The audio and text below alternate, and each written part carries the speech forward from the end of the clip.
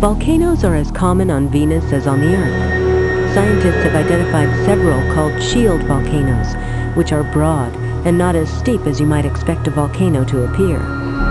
There are about 150 such features, which measure over 100 kilometers in diameter.